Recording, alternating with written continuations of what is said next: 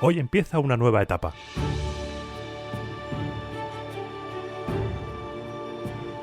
Tras acabar la serie sobre la monarquía y después de hacer un repaso de la estructura del poder político de la República de manera esquemática, hoy toca entrar de lleno en lo que sucedió después de la caída de Tarquinio el Soberbio. Prepara las maletas porque te vienes conmigo a descubrir lo que nos cuentan que pasó durante el primer año de la República Romana. Te doy la bienvenida a un nuevo programa de Roma a Eterna.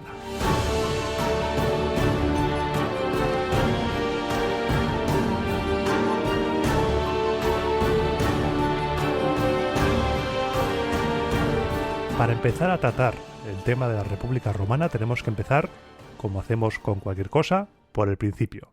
Según la cronología más aceptada, estamos ahora mismo en el año 509 a.C.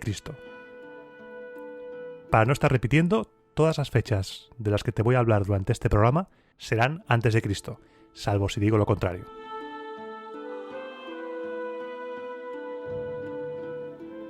Nuestros autores de cabecera, nuestros ya íntimos amigos Tito Livio y Dionisio de Halicarnaso, tienen, al respecto de este momento del origen de la República, unos relatos que son fantásticos. Esto no te lo crees ni tú. Son unos relatos dignos de los mejores bestsellers de novela histórica de nuestros días. Esta gente eran unos máquinas a la hora de coger pedacitos de historia sueltos, meterles un poquito de invent, un buen chorrito de invent, y elaborar con ellos los relatos espectaculares. Pero como hemos venido aquí a sufrir, antes de hincar el diente en los relatos de nuestros amigos, hemos de intentar responder a algunas preguntas. Porque, como te digo siempre, adentrarse en la historia es hacerse preguntas continuamente. Preguntas que, por desgracia, en la mayoría de ocasiones, tratándose como estamos en tiempos tan remotos, nos es muy, pero que muy complicado responder. Y hay dos preguntas que me han venido a la mente a la hora de empezar a tratar esta etapa de la historia romana. La primera es, ¿cómo cayó la monarquía? Y la segunda es, ¿cuándo cayó la monarquía? Porque no olvides que estamos en un periodo en el que la leyenda es la base del relato. Es un momento crucial en el que podemos empezar a vislumbrar la frontera entre la posible realidad y la más que probable ficción, y tenemos que tener muchísimo cuidado al tratarlo. Pero te adelanto, responder a estas preguntas es casi imposible. Lo que sí que podemos hacer es intentar hacernos una idea un poco más cercana a lo que pudo ser la realidad, más cercana sin duda a los relatos que nos cuentan Tito y Dionisio.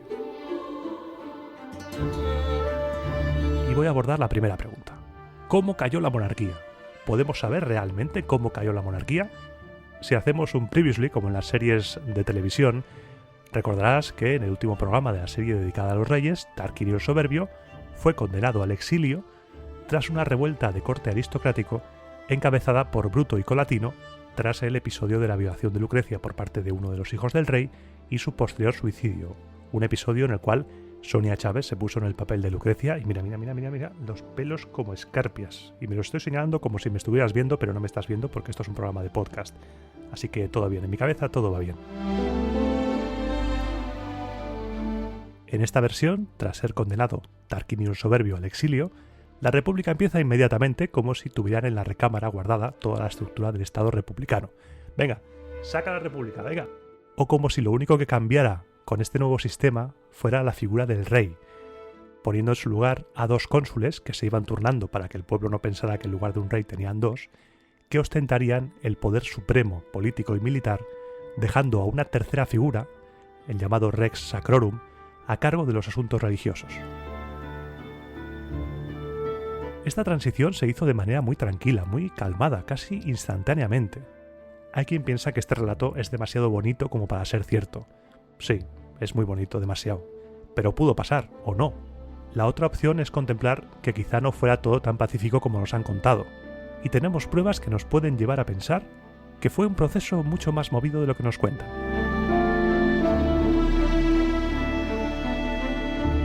Verás, existen restos arqueológicos que nos dan indicios de que por esa época se produjeron en la ciudad destrucciones generalizadas. Concretamente tenemos 3 ejemplos, 3 lugares que fueron incendiados alrededor del año 500, la Regia, el Comicio y el templo que está donde se encuentra la actual iglesia de San Omobono. Puede que se trate de una coincidencia, puede ser, o puede ser que no, y que estos restos nos indiquen que la caída de la monarquía fue un proceso mucho más violento de lo que las fuentes posteriores están dispuestas a reconocer.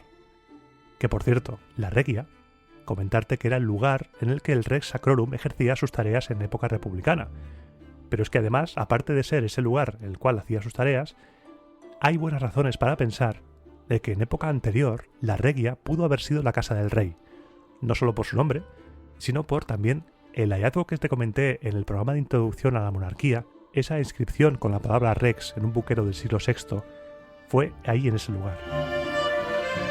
Hay teorías también que afirman que este Rex Sacrorum republicano no era otro sino el rey de Roma, pero delegado a funciones religiosas y apartado del poder político y militar. Una especie, salvando las distancias por supuesto, de rey constitucional de la actualidad. Sea como fuere, el hecho de que en esa época se incendiara la Regia puede estar indicándonos que la cosa fue un poco más movida de lo que nos cuentan. Estos restos, además, no se enlazan directamente con la segunda pregunta, ¿cuándo cayó la monarquía? Porque los restos arqueológicos, como hemos visto, parecen apuntar a fechas parecidas a las que nos da la tradición, el 509. Pero para esto, para la fecha, también hay teorías para todos los gustos y colores, por supuesto.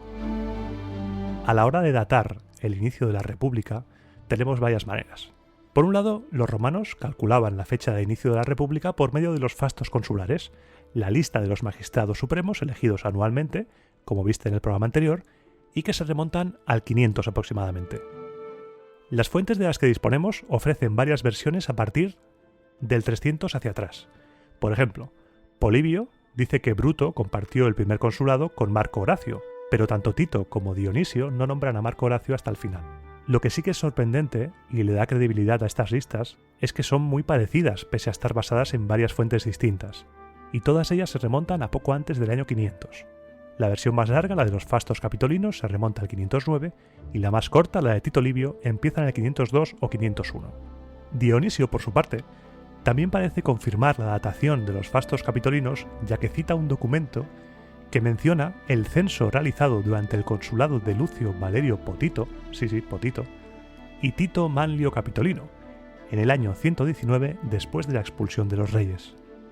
Está usando la manera de datar epónima de los consulados, cosa que sabes por el programa anterior. Según la datación de Varrón, este consulado se remonta al año 389 o 388 y haciendo el cálculo nos lleva directamente a la fecha de 508 aproximadamente. Además tenemos otra manera más de datar el posible inicio de la República, la dedicación del templo de Júpiter en el Capitolio. Plinio nos habla de un santuario dedicado a la concordia por un tal Neo Flavio cuando fue edil, cargo que ya conoces, que tenía una inscripción de bronce que estaba fechada en el año 204 después de la consagración del Capitolio. Recuerda el templo del Capitolio, el de la cabeza, el que fue construido por los reyes pero que supuestamente fue consagrado en el primer año de la República. Sabemos, según el cómputo de Varrón, que Neo Flavio fue edil en el año 304. Y si en el 304 hizo una inscripción en bronce fechada en el año 204 después de la consagración del Capitolio, volvemos a ir al 508. Todo parece apuntar a esas fechas, a en torno al 500. Por cierto, con respecto al Capitolio hay una tradición muy interesante que nos cuenta Tito Livio citando una antigua ley escrita con letras y palabras arcaicas, según sus propias palabras, que decretaba que el magistrado supremo debía clavar un clavo en la pared del templo en los idus de septiembre. Los idus de septiembre eran el aniversario de la dedicación del templo y por consiguiente los clavos clavados en la pared habrían indicado el número de años transcurridos desde su primitiva dedicación. Otro tema es si los fastos capitolinos y el templo de Júpiter se remontan realmente al inicio de la República o si había habido algo antes. Eso ya es perderse en la bruma de los tiempos y es terreno para los investigadores. Por último, para acabar esta breve introducción de la caída de la monarquía, me gustaría remarcar algo que ya vimos en el programa centrado en el tema de la Roma etrusca, de la posible Roma etrusca, y es que no podemos decir en ningún caso que esta revolución aristocrática contra un gobierno monárquico de corte tiránico se llevara a cabo porque Roma estuviera bajo la dominación etrusca. Tenemos, por ejemplo, nombres etruscos en los fastos consulares. Hay quien dice que son falsos, pero ahí están. Solo se expulsó de Roma la gens Tarquinia. Como vimos, todo el conflicto étnico entre etruscos y latinos es un añadido posterior. Tarquinio no fue expulsado del trono por etrusco, fue expulsado por tirano. Además, tampoco hay rastros de rechazo cultural a lo etrusco ni de interrupción de los vínculos comerciales entre Roma y las diferentes ciudades etruscas. Aclaradas estas cosas, nos adentramos ya en el relato del primer año de la República Romana, un año en el que pasaron muchas cosas.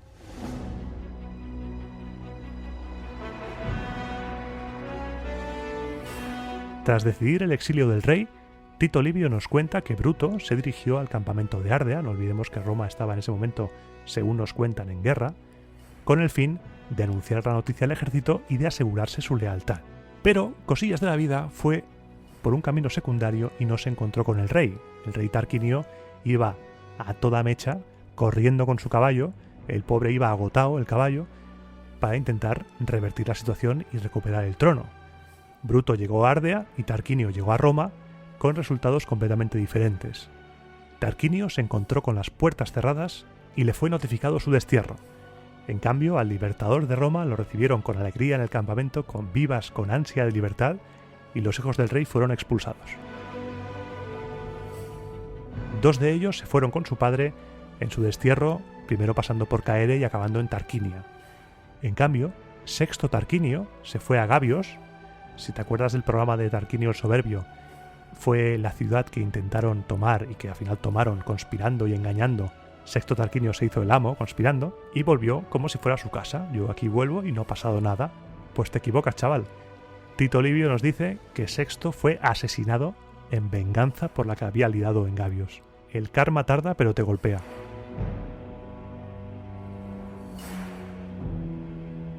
A continuación, los comicios centuriados, convocados por el Praefectus Urbi, eligieron a Lucio Junio Bruto y a Lucio Tarquinio Colatino como los primeros cónsules de la República. Por lo general se considera poco probable que el colega de Bruto en el consulado fuera Colatino. En Polibio, por ejemplo, como te dije antes, aparece directamente Marco Horacio como compañero de Bruto. Pero aquí hemos venido a jugar, así que vamos a jugar. Los cónsules, como te conté en el programa anterior, se turnaban cada mes en el poder, y nos cuentan que el primero en ostentar el poder fue Bruto.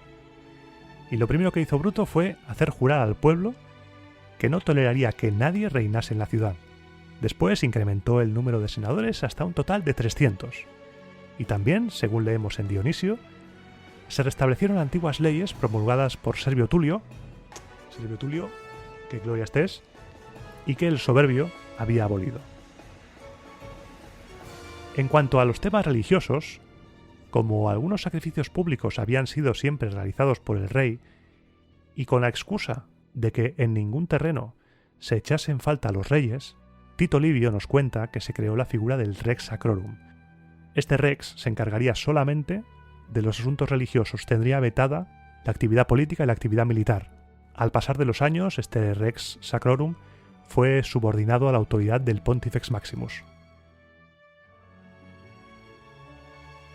Una vez resueltos estos asuntillos de manera totalmente natural, para Tito Livio y para Dionisio el paso de la monarquía a la república fue como quien se levanta por la mañana, todo tranquilo. Llegamos a un episodio en el que nuestros dos autores están de acuerdo en cómo acaba, pero no están de acuerdo en el desarrollo. Se trata de la expulsión de Colatino de Roma. Sí, has oído bien. 2 cónsules entran, 1 sale. El cónsul Colatino fue expulsado de Roma. Vaya girito, ¿eh? Y Tito Livio y Dionisio nos lo cuentan de maneras totalmente diferentes, con lo que la sensación de estar leyendo un invent se refuerza.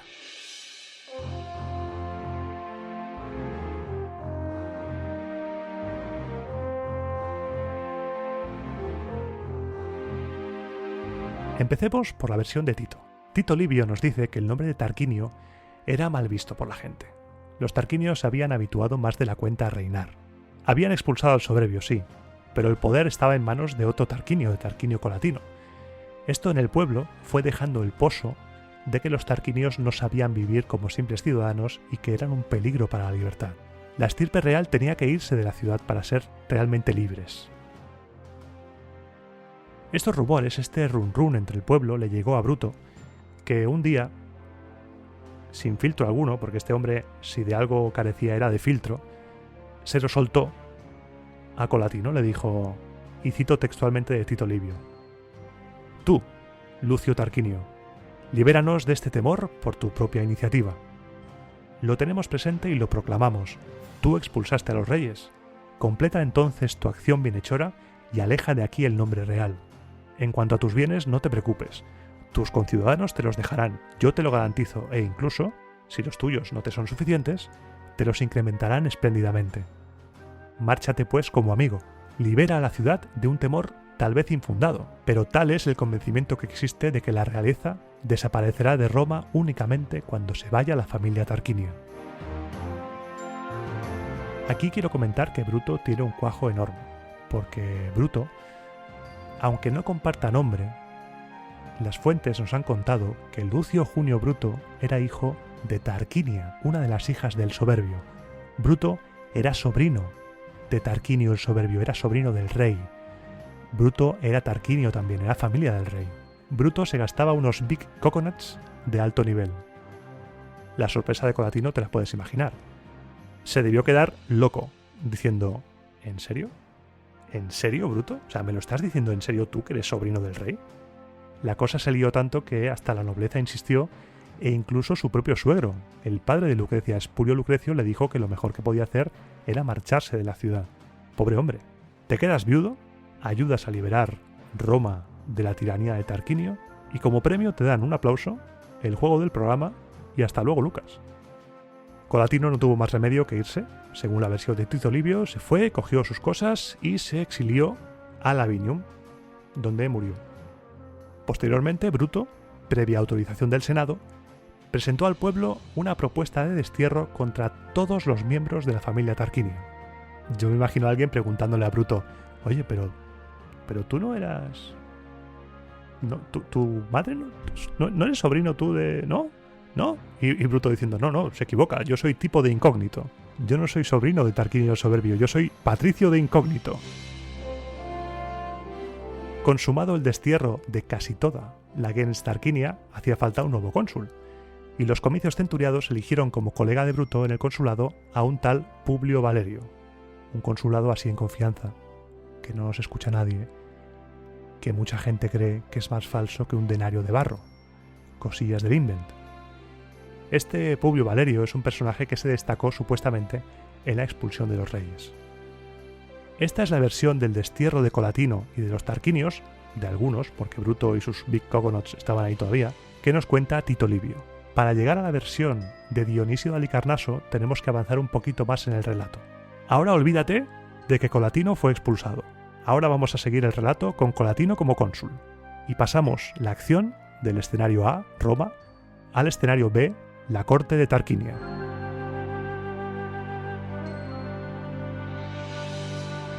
Porque el Soberbio no se quedó con los brazos cruzados.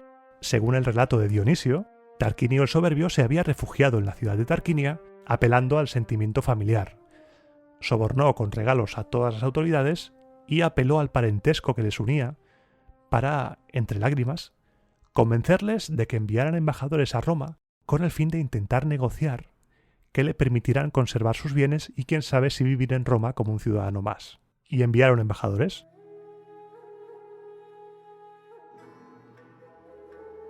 Y los embajadores de Tarquinio llegaron a la ciudad de Roma, se presentaron ante el Senado y expusieron el mensaje de Tarquinio. Bruto, aunque no con estas palabras, les preguntó si habían bebido, porque eso de Tarquinio era una broma y que nunca devolverían los bienes al tirano. Y entonces los embajadores respondieron que se pensaran bien la respuesta, porque no queremos hacernos daño, ¿verdad? Ante esta velada amenaza, el Senado estuvo deliberando durante varios días. Es una decisión muy complicada, tú imagínate. Si no le devuelves los bienes, le estás dando una excusa a sus aliados para poder declararte la guerra. Pero es que si se los devuelves, le estás dando recursos económicos para sostener una posible guerra contra ti. Es muy complicado esto. Mientras el Senado deliberaba, los embajadores en secreto, por supuesto, nadie, 0 unidades de persona fueron sorprendidas por esto, en secreto planificaban la restauración de la monarquía. Tarquinio el Soberbio les había entregado una serie de cartas, de su puño y letra, pidiendo la lealtad de determinados nobles. Así que los embajadores dedicaron los días y las noches a reunirse en secreto con la juventud de la nobleza, nostálgicos de los tiempos del Soberbio, jóvenes que se habían acostumbrado a los privilegios y dádivas que les otorgaba arrimarse a la sombra del rey, a antiguos amigos de los hijos del rey, a compañeros de tropelías, y a todos aquellos dispuestos a sumarse a la conjura se les entregaba la carta del rey. Y así poco a poco se fue formando una conspiración que tenía como objetivo dejar entrar clandestinamente por la noche al rey y al ejército enemigo.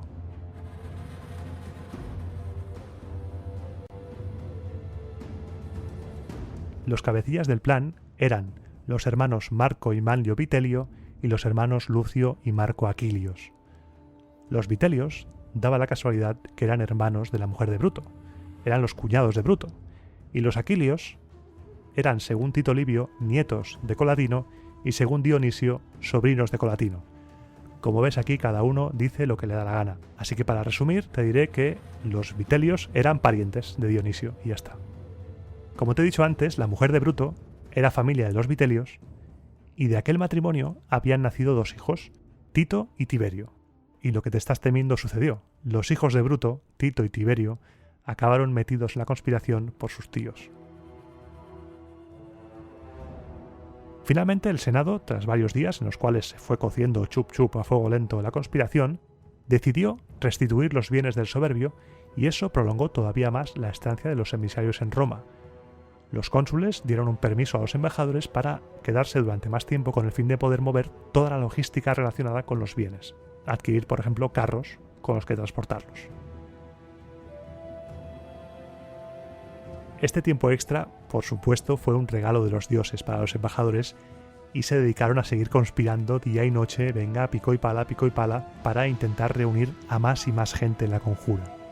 Y llegamos a la noche antes de la partida de los embajadores a Tarquinia, una cena en la que se selló la conjura, en la que se selló la traición. Imagínate, Roma, a oscuras, y en una casa. No se ponen de acuerdo las fuentes de dónde fue. Tito nos dice que fue en casa de los Vitelios y Dionisio nos dice que fue en casa de los Aquilios. Una cena en la cual 2 conjurados empiezan a hablar de todos sus planes. Están contentos y felices porque la vuelta del soberbio está cerca. Tan felices están que no se dan cuenta de que su conversación ha captado la atención de un esclavo. Un esclavo que ya sospechaba que algo turbio se estaba moviendo y que esperó hasta que los conjurados entregaran a los embajadores las cartas en las que confirmaban su apoyo a los tarquinios para correr a denunciar lo sucedido. El esclavo fue a denunciar lo sucedido con un poco de miedo, también te digo, porque tenía miedo de que se quisiera tapar el asunto con tal de favorecer a los parientes, tapándole a él, ya me entiendes. Pero no sabemos muy bien por qué, en lugar de ir directamente a los cónsules, nos cuentan que el primero en enterarse fue Publio Valerio, que le dijo al esclavo que no se preocupara, que le daría las máximas garantías para mantener su seguridad y sin perder un momento se presentó al amanecer en casa de los conjurados, escoltado por un gran número de amigos y clientes, guárdate esta palabra para más adelante, clientes, y tras detenerlos los llevó ante los cónsules.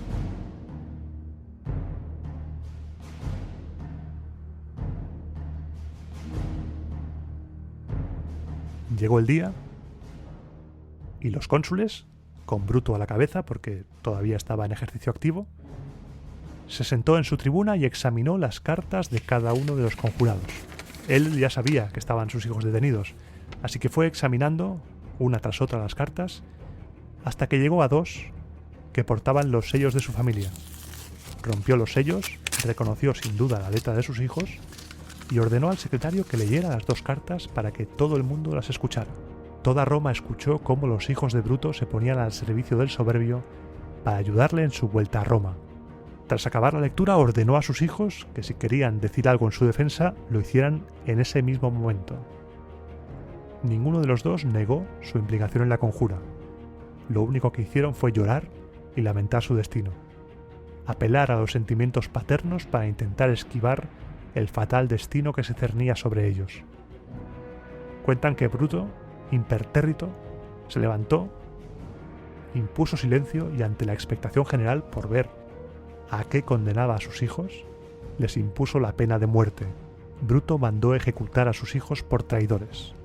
La sentencia causó un escándalo entre todos los presentes, pues nadie consideraba justo que un hombre como Bruto fuese castigado con la muerte de sus hijos y le pedían entre gritos y lamentos que por favor que les perdonara la vida, que les conmutara la pena. Bruto nos cuentan que no atendió a súplica alguna y ordenó a los lictores que se llevaran a sus hijos, que lloraban y pataleaban por sus vidas.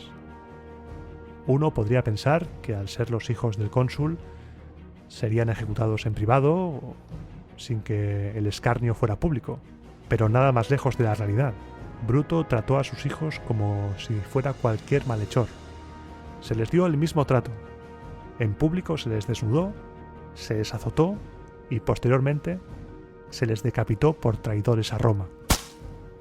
Tal fue su firmeza y dureza que mientras todos lloraban, él fue el único al que no se vio ni lamentar la muerte de sus hijos ni compadecerse por haberse quedado sin descendencia. Permaneció allí, contemplando todo, sin soltar una sola lágrima ni un gemido, nada, como si fuera una figura de mármol.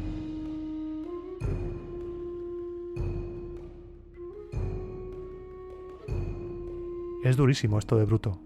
Déjame en comentarios si quieres qué opinas al respecto, si crees que Bruto debería haber perdonado a sus hijos, conmutándoles la pena de muerte por otra condena, o si estaba atrapado por su posición. No hay que olvidar que el más alto representante del Estado siempre tiene que dar ejemplo, siempre. Es el precio a pagar por ocupar los más altos honores del Estado. No puedes hacer ninguna excepción o estás acabado.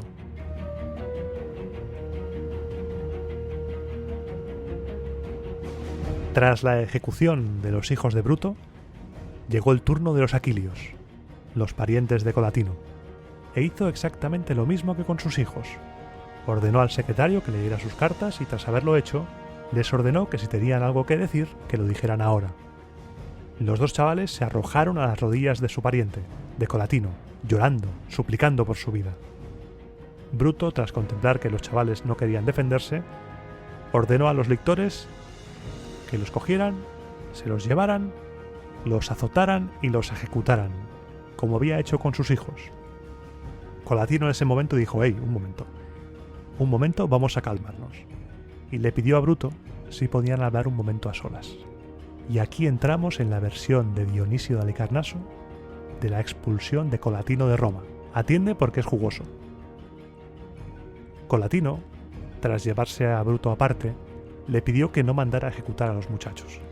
Le dijo que no podía ir por ahí ejecutando a todos porque iba a dejar a las familias ilustres en cuadro, que iba a ser un auténtico peligro para la ciudad. Colatino le pidió que por favor les impusiera un castigo menos riguroso, ya que, y aquí tengo que darle la razón a Colatino, era absurdo solamente condenar al destierro al rey y en cambio sentenciar a muerte a sus amigos. Yo también añado una cosa más. ¿Dónde estaba Colatino hace un rato cuando Bruto mandó ejecutar a sus propios hijos? ¿Qué estaba haciendo, un crucigrama? Por supuesto, Bruto le dijo que nanay. Ni conmutar, ni moderar, ni posponer, ni nada. Prometió y juró que mataría a todos ese mismo día. Colatino entonces le dijo: «Pues bien, ya que eres retorcido y cruel, yo, que poseo el mismo poder que tú, dejo en libertad a los jóvenes». Bruto, indignado, respondió: «Mientras yo viva, Colatino, no podrás liberar a los traidores de la patria, y también tú pagarás en breve el castigo que te corresponde. No sé en tu barrio, pero en el mío, esto es pelea a navaja en el parking del Alcampo, directamente, 1 contra 1, navajilla a las 10 de la noche. Pero estamos en la antigua Roma y antes de pasar a la navaja, que se pasaba a la navaja, que se lo digan a Julio César, es el turno de los discursos».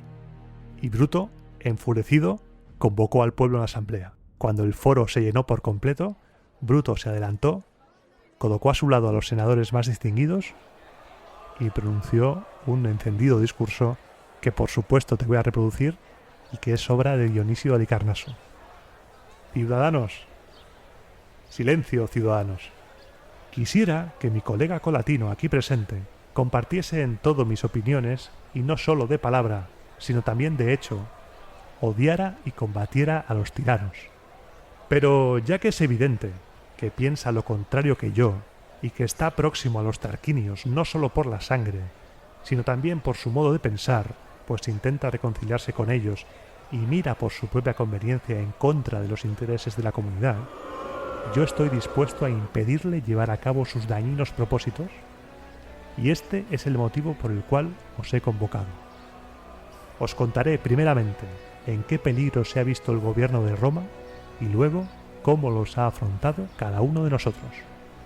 Como sabéis, algunos ciudadanos se reunían en casa de los Aquilios, los hijos de la hermana de Colatino, y entre ellos estaban mis 2 hijos, los hermanos de mi mujer, y con ellos algunos otros nombres ilustres. Se hicieron mutuas promesas y juramentos de que me matarían y después restaurarían a Tarquinio en el poder.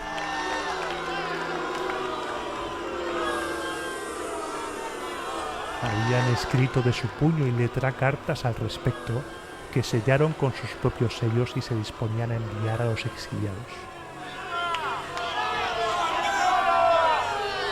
Nosotros, gracias a la benevolencia de algún dios, nos enteramos de estas intenciones, delatadas por este hombre, un esclavo de los Aquilios, en cuya casa se reunieron la pasada noche y escribieron estas cartas. Y nosotros, por fortuna, nos hemos apoderado de ellas. Por lo que respecta a mis hijos, Tito y Tiberio, ya los he castigado yo, y ninguna ley ni juramento han sido violados por mi conveniencia. Colatino, en cambio, quiere liberar de mi castigo a los Aquilios y afirma que no permitirá que sufran la misma suerte que mis hijos, a pesar de que han conspirado igual que ellos. Si esos no reciben ningún castigo, tampoco me será posible castigar ni a los hermanos de mi mujer ni a los demás traidores de la patria, pues ¿qué justicia podré invocar contra ellos si libero a estos? ¿De qué consideráis entonces que señala esta actitud? ¿De buena disposición hacia la ciudad o de reconciliación con los tiranos? ¿De confirmación de los juramentos que todos y cada uno de nosotros hemos prestado o de violación y perjurio? Aunque a nosotros nos hubiera pasado inadvertido, estaría sujeto a sus maldiciones e incurriría en el castigo de los dioses por los que juró en falso. Pero, puesto que ha sido descubierto, debemos castigar nosotros a este hombre que pocos días atrás os convenció de que devolvierais a los tiranos sus riquezas para que la ciudad no pudiera emplearlas en una guerra contra sus enemigos y, en cambio, los enemigos sí pudieran utilizarlas contra Roma. Y ahora cree que hay que dejar libres de castigo a los que se han conjurado para hacer regresar a los tiranos, perdonándolos sin duda para dar gusto a aquellos, con el fin de que, si acaso regresan merced a una traición o a una guerra, pueda alegar estos favores y obtener de ellos como amigo todo cuanto quiera. Después de esto, yo, que no he perdonado a mis propios hijos, ¿te voy a perdonar a ti, Colatino, que tienes el cuerpo entre nosotros pero el corazón junto a los enemigos de Roma, y que salvas a los traidores de la patria y en cambio me matas a mí, que lucho por ella? ¿Por qué iba a hacerlo? Bien lejos estoy de ello. Por el contrario, para que no vuelvas a realizar ningún acto de esta índole, yo, Bruto, te despojo de tu cargo y te ordeno marchar a otra ciudad. Y en cuanto a vosotros, ciudadanos, enseguida convocaré a las centurias para que votéis y decidáis si estas medidas han de tener validez. Pero sabed que tendréis como cónsul solo a uno de los dos, o a Colatino o a Bruto.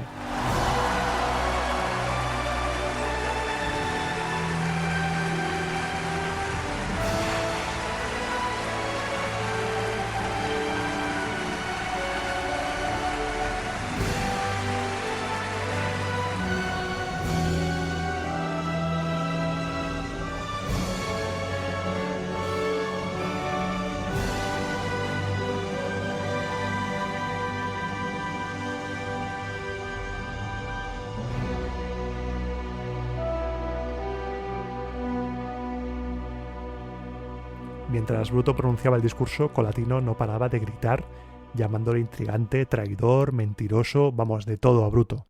Y aquí sí que los dos relatos se vuelven a unir, ya que tienen coincidencias.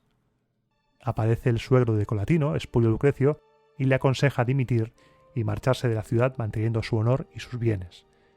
A Bruto, por su parte, le aconsejó que no desterrara de manera ignominiosa y ultrajante a su colega, ya que Colatino también estaba velando por el bien de Roma. Colatino no era un enemigo de Roma. Bruto, relájate un poco. Colatino no tuvo más remedio que dimitir. Dimitió del cargo de cónsul, Bruto aplaudió su decisión y convenció además al pueblo para que le regalara 20 talentos y él mismo añadió 5 de su propia fortuna. De igual manera que en el relato de Tito Livio, a Colatino le dieron el juego del programa, le dieron un fuerte aplauso y le dijeron que hasta nunc besi de fresi. Colatino se marchó a Lavinium y allí murió de anciano.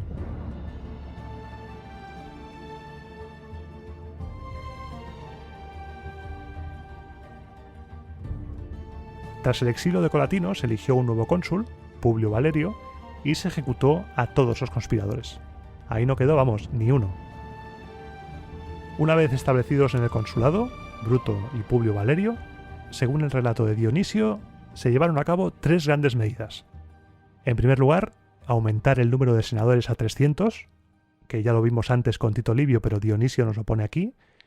En segundo lugar, exponer en público para todos los ciudadanos los bienes de los tarquinios, con el fin de repartirlos entre los que no tenían nada.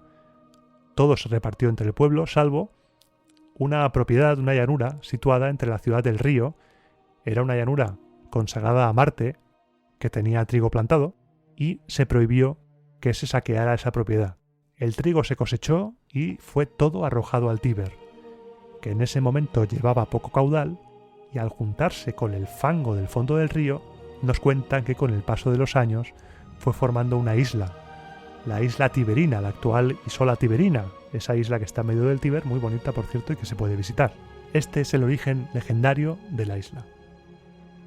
La tercera medida, en aras de la reconciliación nacional, fue amnistiar a los romanos que se habían exiliado con el tirano y fijaron para su vuelta 20 días. Si no regresaban en 20 días, se les desterraba a perpetuidad y se les confiscaban todas sus posesiones. Tenían 20 días para arrepentirse de apoyar al soberbio. Al enterarse de todo, Tarquinio entró en cólera. Fue en ese momento en el que se dio cuenta de que no había negociación ni intriga posible. La única salida era la guerra, y para ello necesitaba aliados. Convenció a Velles y a Tarquinia. A los de Velles les explicó su versión de los hechos.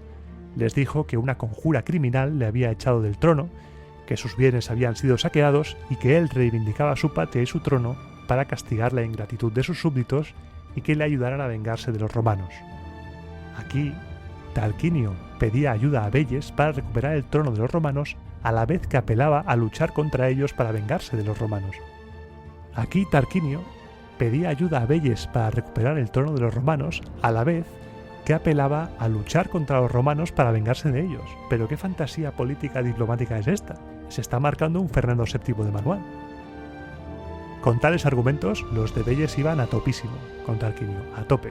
En cambio, la ciudad de Tarquinia no tuvo ni que convencerlos, porque les movía el parentesco y el nombre.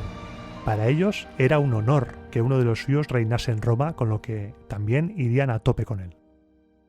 Los ejércitos de Velles y de Tarquinia se pusieron a las órdenes de Tarquinio el Soberbio y marcharon a la guerra contra Roma.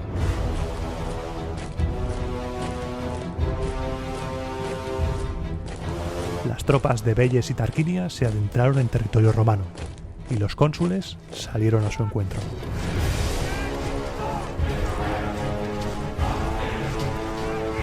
Publio Valerio iba al frente de la infantería que formaba el cuadro y Bruto iba al frente de la caballería. En un momento dado, Bruto decidió adelantarse para explorar el territorio.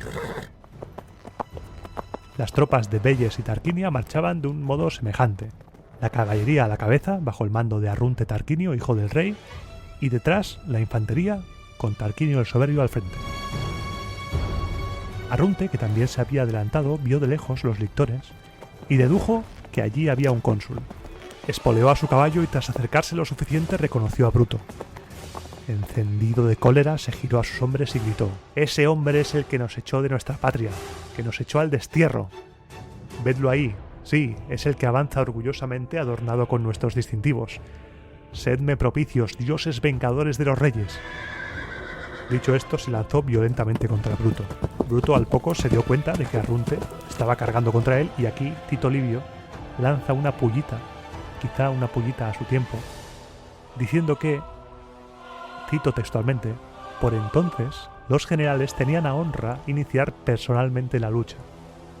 Bruto, viendo que Arrunte se abalanzaba contra él, hizo lo mismo, se lanzó contra Arrunte con todas sus ganas, se lanzaron al choque sin pensar en cubrirse ni nada. Fueron a lo suicida, solo pensaban en matar al otro. El choque entre los dos fue tan brutal que ambos se atravesaron con sus respectivas lanzas y cayeron de sus caballos, heridos de muerte. Tras este encuentro entre los dos, ambos ejércitos chocaron. La batalla estaba igualada. A veces parecía que la victoria se decantaba por un bando, otras por otro. No parecía haber un vencedor claro. Las fuerzas romanas hacían retroceder a las tropas de Veyes, pero en cambio, las fuerzas de Tarquinio hacían retroceder a los romanos. Finalizó la jornada en empate técnico y ambos ejércitos se retiraron a sus respectivos campamentos. Pero esa noche, según cuentan algunos autores, el dios Silvano se apareció a las tropas etruscas en forma de árbol parlante, un prodigium bastante frecuente en la antigüedad, y les dijo a los etruscos que los romanos eran los vencedores de la batalla, que se retiraran. Y así lo hicieron, las tropas etruscas se retiraron. Y a la mañana siguiente se levantaron los romanos y dijeron: ¿esto qué? ¿Dónde está la gente? Vieron que no había enemigo al que combatir, y el cónsul Publio Valerio ordenó recoger los despojos y volvió en triunfo a Roma. Allí no solo fue recibido en triunfo, sino que además se celebraron las honras fúnebres de Bruto. El padre de la República había caído en combate. Cuentan que el funeral fue lo más grandioso posible. Toda Roma lloró la muerte de Bruto.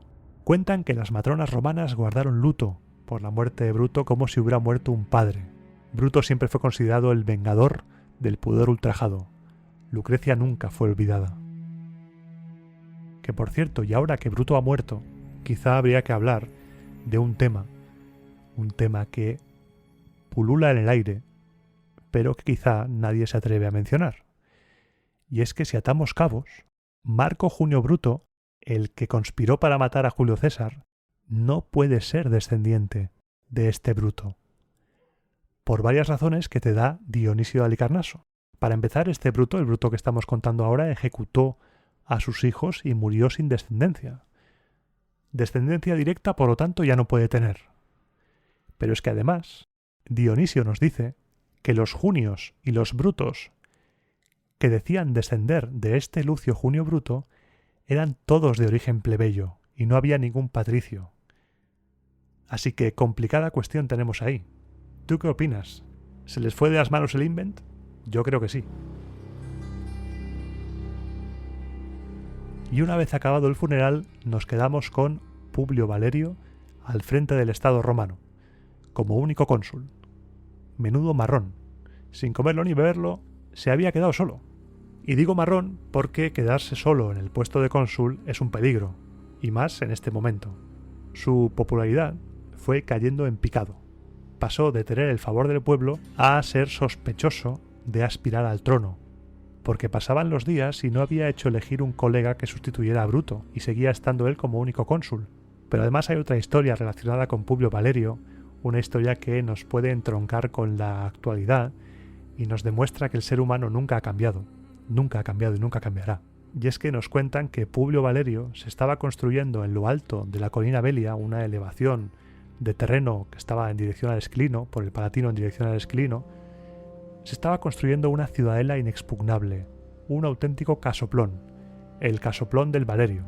La gente hablaba y la gente decía: oye, mira, un pedazo de casoplón que se está construyendo, este tío que va de rey o qué pasa. ¿Cuándo va a convocar a los comicios centuriados para elegir otro cónsul? Se me está haciendo tarde. ¿Quiere ser rey este hombre o qué? Los rumores tenían al cónsul un poco cabreado, hasta el punto de que explotó, un día no pudo más y convocó al pueblo a la asamblea. Reunió a todo el mundo y lo primero que hizo antes de subir a la tribuna fue mandar inclinar ante el pueblo los fasces de sus lictores en señal de sumisión al pueblo. Después subió a la tribuna, reclamó silencio y el cónsul habló. El cónsul puso de relieve la suerte de su colega, pues había muerto después de liberar a la patria, investido en la magistratura suprema, luchando por la república, en el cenit de una gloria que no había comenzado aún a convertirse en impopularidad, y él en cambio había tenido la mala fortuna de sobrevivir a su gloria para quedar expuesto a las acusaciones y al odio. De libertador de la patria había descendido al nivel de Aquilios y Vitelios.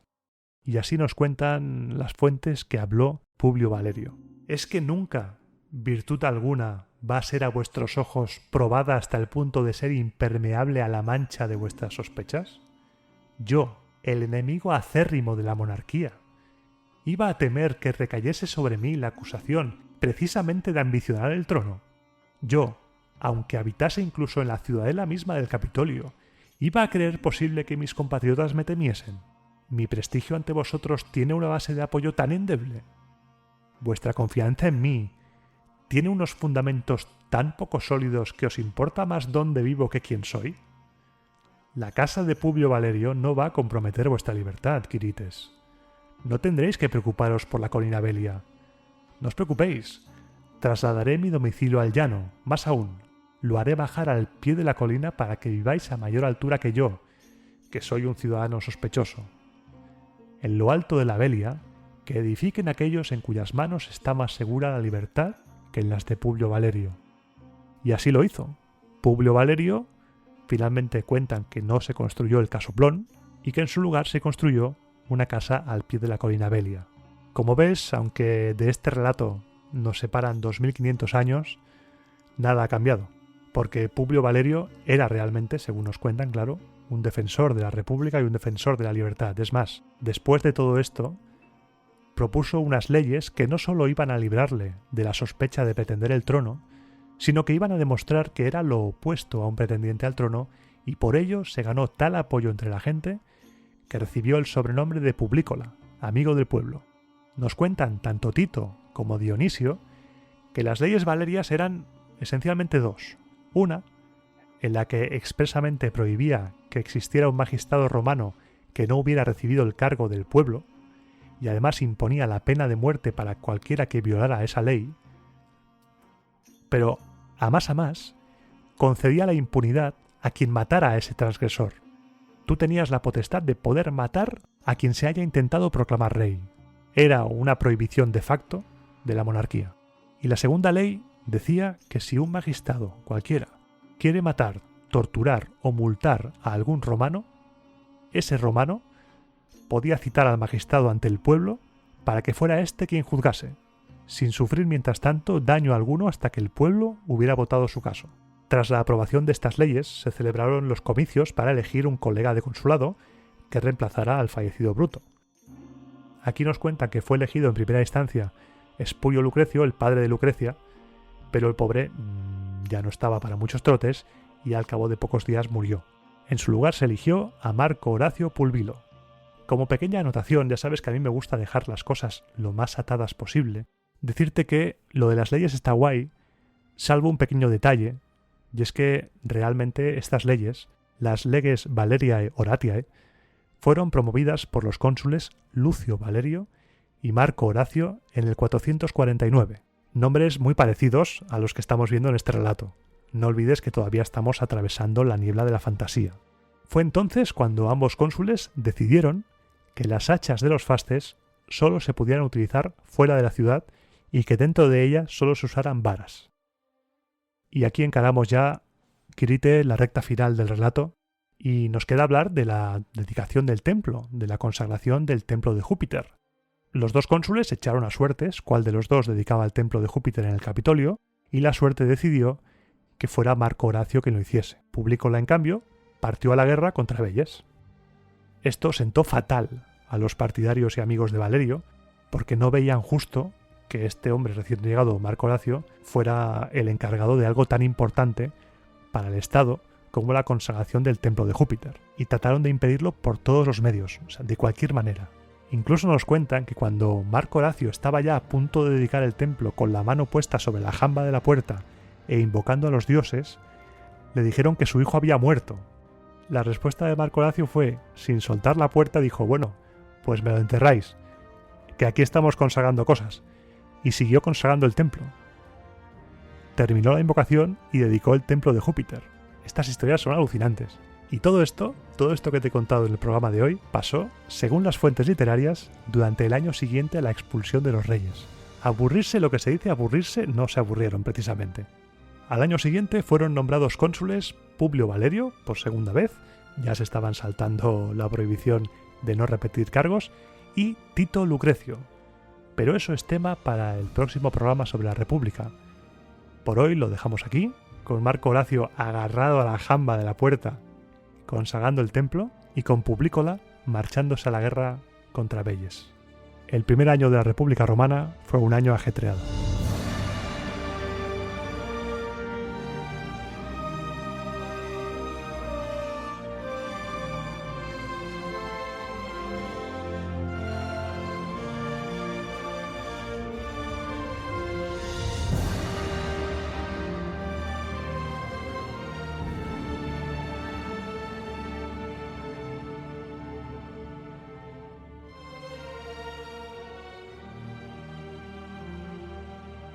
Uf, bueno, déjame que beba un poco de agua.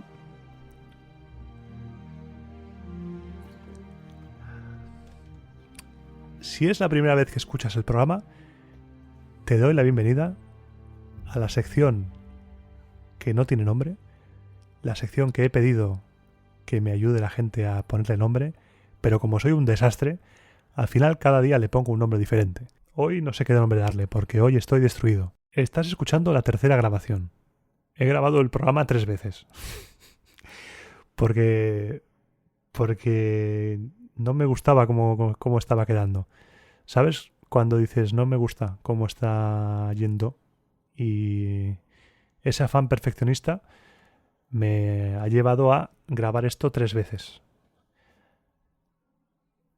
Por cachos, pero al final son 3 veces, sí. Y estoy un poco destruido. Mi cerebro ahora mismo está destruido. Así que en esta sección estoy en modo piloto automático total. Lo primero que quiero hacer en esta sección es dar las gracias.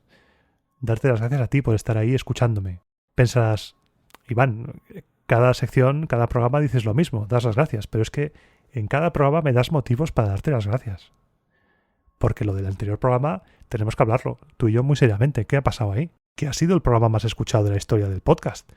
¿Que nos hemos vuelto locos o qué? ¿Qué está pasando? En una semana ya tenía casi 15.000 reproducciones, pero ¿qué pasa? Se nota la inyección de Originals, se nota, y esa responsabilidad, ese sentimiento de responsabilidad que me da el hecho de que estén creciendo tanto las descargas, es lo que me ha llevado a grabar varias veces esto. Porque sí, es un contenido que he empezado a hacer y que es una afición, es gratuito, aunque puedas donar, es gratuito. Pero cuando haces algo, cualquier cosa, tienes que intentar hacerlo lo mejor posible. Porque si no lo haces lo mejor posible, ¿para qué lo haces? Si no lo haces para que quede de la mejor manera que puedes, no lo intentes. Porque para hacer las cosas mal, a medias, mal, por ejemplo, la primera grabación me pasé de la raya editando, porque me gusta editar los silencios y las respiraciones, y me pasé de la raya, no hice backup y destruí. Y me cargué la grabación. Y dije, madre mía, se me cortan las palabras. Y era 509 antes de cri. Y así. Y digo, mal. Regrabar, porque no hice backup, porque soy tonto. No hice backup. Esto también sirve como bitácora de podcast. No hice backup. Y dije, pues muy bien, pues vamos a grabar otra vez. Mañana del sábado, primera grabación. Luego al editarlo dije, hostia, me he pasado. Borrada. Dije, voy a grabar una segunda vez por la tarde. Lo grabé y luego lo estaba escuchando y dije, me gusta, pero vamos a darle otro toque. Así que estoy aquí después de cenar, grabando, que son casi las 11, y aquí estoy hablándote porque no estaba satisfecho con cómo había quedado la segunda grabación. Así que esta va a ser la tercera. Si escuchas esto es que es la definitiva, no ha habido más, porque yo grabo todo. Si regrabo el programa oficial, también regrabo la sección sin música, porque tiene que ser espontánea. Esta sección es fruto de lo que he hecho antes. Así que, como te decía, muchas gracias por esta acogida, porque es increíble. Increíble, sin más. No voy a llorar como la anterior, creo. Pero sí, muchas gracias. Ahí se queda aparcado. Y dicho esto, paso a comentarte que, como siempre, puedes escribirme para cualquier cosa. Estoy ahí en el correo electrónico romaaeternapodcast@gmail.com romaaeternapodcast@gmail.com y también me puedes encontrar en la cuenta de Twitter del podcast, que es @romaaeternafm, en la cual pues, estoy poniendo memes y explicando mis aventuras, que esto en Twitter no lo he contado. En Twitter he contado que he grabado una segunda vez, pero en Twitter no he contado que he grabado una tercera, porque así sé quién de Twitter me escucha realmente. Esto es una trampa. Si estás escuchando esto y me sigues en Twitter, ya sea en Pijos Magníficos, que es mi cuenta principal, o en la cuenta del podcast, dímelo. Dime, zorro, Iván, eres un zorro que no has contado por Twitter esta aventura y estás aquí sufriéndolo en silencio. Pues sí, porque esto es un carrusel de sorpresas. Y como siempre también te invito a que te suscribas, no necesariamente de pago. Tienes la opción de suscribirte como cuando te suscribes a un canal de YouTube que dices suscribir para recibir las novedades, las notificaciones, los mensajes que pongo en la comunidad. Todo esto, si quieres recibirlo, te suscribes, no pagas nada y ya está. O si crees que realmente el podcast merece la pena invertir tu dinero que tu esfuerzo te ha costado ganar y dices, oye, pues mira, este podcast vale la pena. Te puedes suscribir por 1,49 € al mes, como mínimo. Hay varias opciones, pero el mínimo es 1,49 € al mes. Te puedes suscribir, puedes entrar a formar parte de la Guardia Pretoriana del podcast y ahí voy contando cosas. Allí, por ejemplo, a la Guardia Pretoriana sí que les he contado que he grabado una tercera versión. Allí sí que está al corriente de mi dolor. Si no quieres pagar una suscripción, pero aún así dices, oye, pues me gustaría donarte algo, darte cualquier cosa, X dinero, lo que sea. Tenemos cuenta en la plataforma Ko-fi, que te dejo el enlace en la parte de descripción del audio, y ahí puedes invitarme a un chupito de garum, tranquilamente lo que quieras. Y al respecto de lo que he comentado de la comunidad, que sepas también que sí, que ahí intento tener una comunicación más directa, más estrecha, explicando, básicamente es yo dando la turra de cosas que pasan en el podcast. Pero el contenido como tal, no hay programas exclusivos de pago, porque desde que empecé el podcast mantengo que no quiero dividir a la audiencia entre oyentes bien y oyentes mal, oyentes patricios y oyentes plebeyos. No quiero que te sientas obligado a pagar para escuchar un programa en concreto que te gusta. Que digas, anda, mira, el Zorrupio ha llegado a Julio César y pone el programa de Julio César de pago. Y si no pago no lo escucho. Pues vaya, no. Yo quiero que si pagas, lo hagas porque crees que realmente vale la pena apoyar esto. Pero que es tu dinero. Y tu dinero te lo gastas como quieras. Y no te quiero obligar a gastártelo.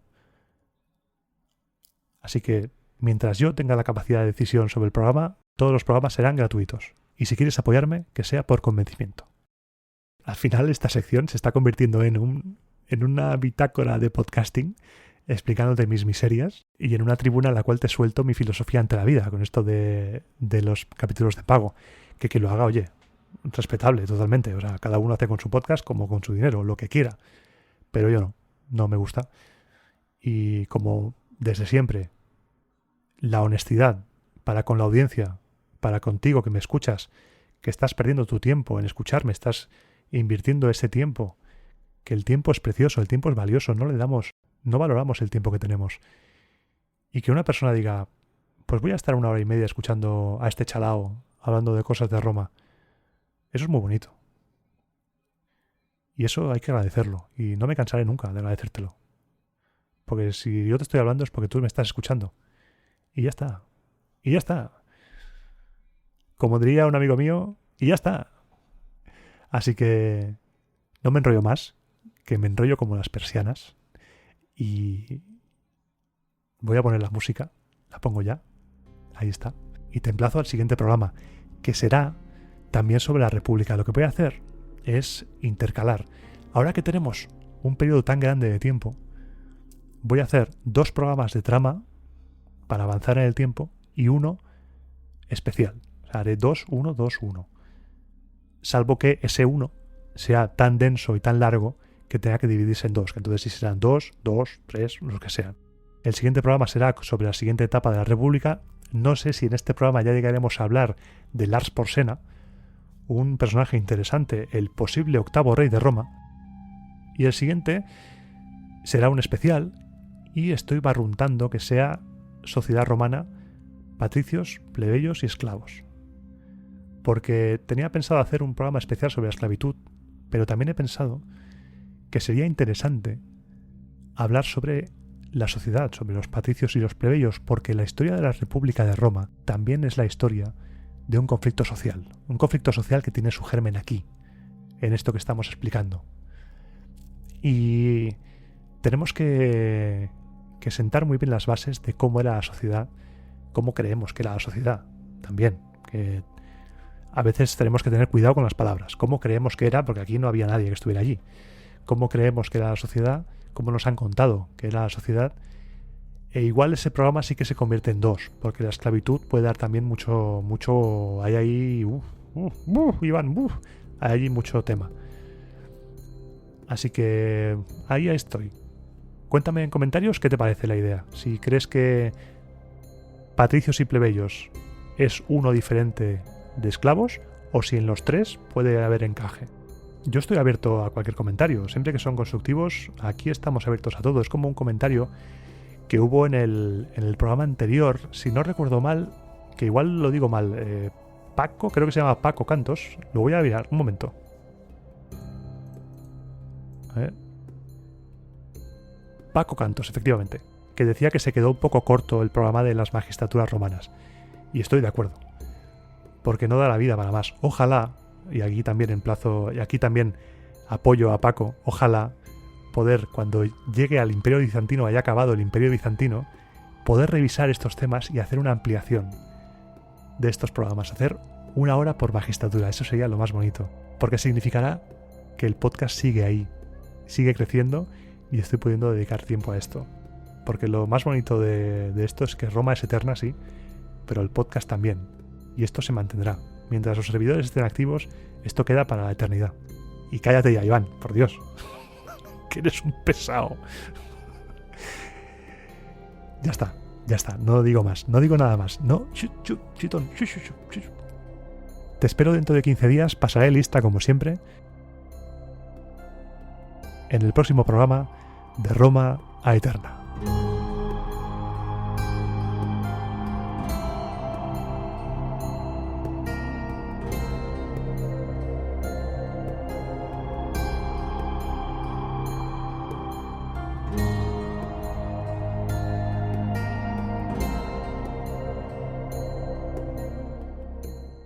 Y ya está.